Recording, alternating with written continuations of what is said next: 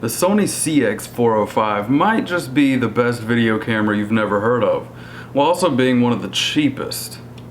Let's take a look at it. Roll the intro.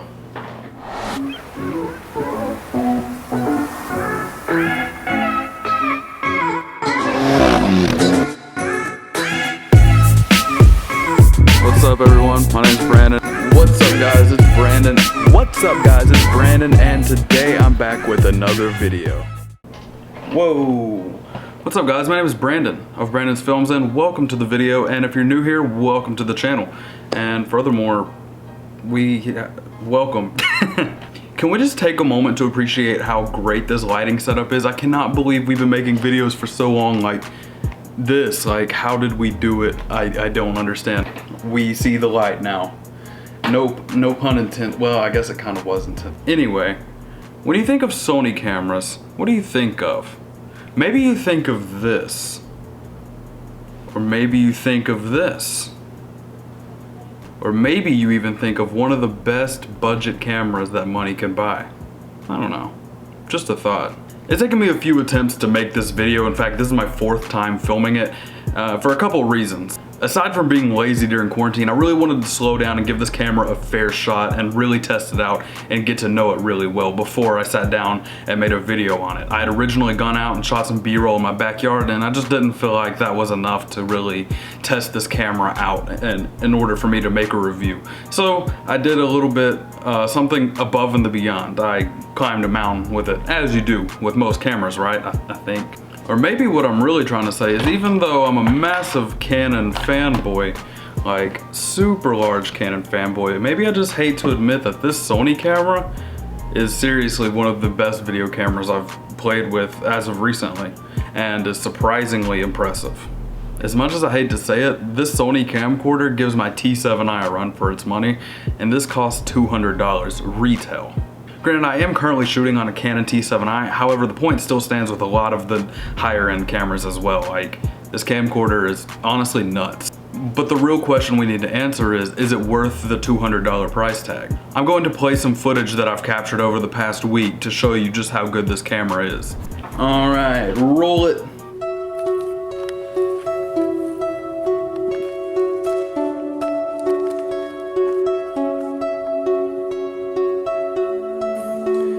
About halfway up currently. We're about halfway up? Yeah, roughly. I think the fact that we're a little bit more than halfway makes me happy.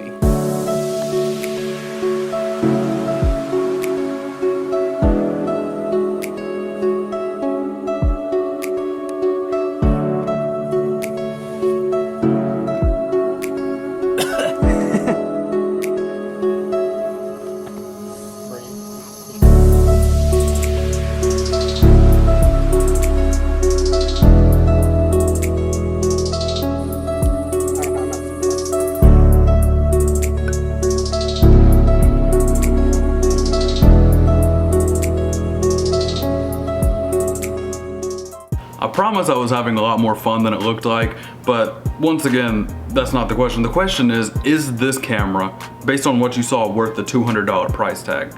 Well, let's hop into that question a bit further, you see. While it does cost $200 US retail, you can easily find it on places such as Facebook Marketplace and eBay and even Craigslist for a much lower price, even as low as up to half of the price, $100. Or maybe if you're even luckier, you can get a steal like I did on this camera for $35 US. Absolute steal. But either way, would I pay $100 for this camera? If I was in the market looking for an entry-level video camera, without a doubt, I would buy it in a heartbeat. And maybe I'd even look up at the step further if you have a little bit extra money laying around, so you can look for that on YouTube as well. But this model right here, the CX405, has been nothing short of impressive. So let's run down the specs. The first feature of this camera that I think should be mentioned is the image quality. The thing is honestly really nice. It shoots in 1080p, 60 frames a second in the AVC HD setting. However, if you switch it over to the XAVC S setting, you can actually switch it to 30 frames a second and 60 frames a second as well. And in fact, if you're shooting in 1080i for whatever reason, or 720, you can do all these things. I'll just throw up some text right here for the real specs that's listed on the website. And of course, this camera also does up to 9.2 megapixel still images in the 16:9 aspect ratio. So you get a little bit of pictures in it. It's not the best quality pictures, but obviously it is a video camera. With that being said, you shouldn't probably expect that. With that being said, let's move on to the lens real quick. This camera boasts a Carl Zeiss lens with an aperture of f1.8 to f4, making this pretty capable of shooting in low light conditions. However, I will note that whenever you get into lower light situations, it does get a little bit noisy. However, unless you're like shooting in your closet or at nighttime, it doesn't matter. As long as you're shooting in a well lit area, you'll probably be fine. Not only is it decently well at low light situation, but it has a 30 times optical zoom as well as an extra additional 30 times digital zoom, making this thing have an effective focal range of 26.8 millimeters to 804 millimeters. So you can pretty much capture anything you want from any distance. Pretty impressive, honestly. But it gets even easier whenever you mention the fact that this tiny camera has a built-in image stabilization system.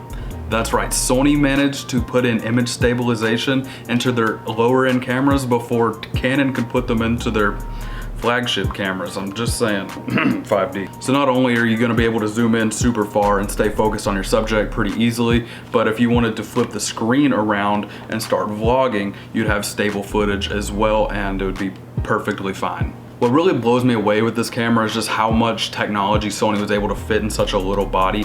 And I was a little worried with this being a video camera. This doesn't have a microphone jack, so I was a little worried that, you know, maybe this was gonna cause the audio to suffer or whatever the case may be.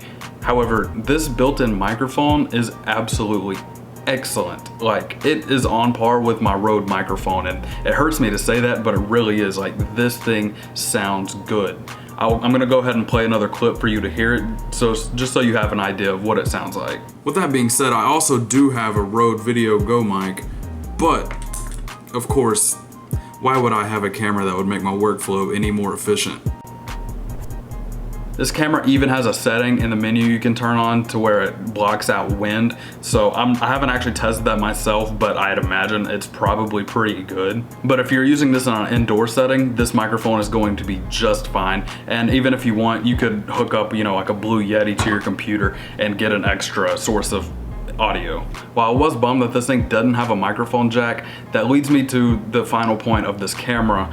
And I think that the biggest thing that this thing has for it, as far as selling points go, is how convenient it is. When you're shooting video with a DSLR, obviously you have to carry the camera body, some lenses, and you gotta put that in your camera bag. Now imagine carrying all of that up a mountain. It would be torture. But this thing, literally, it has the lens cap built into the camera. It has a charger right here, stores right into the handle, which makes it super easy to charge on the go if you have a mobile battery bank or whatever you want to do, just plug it straight into the wall.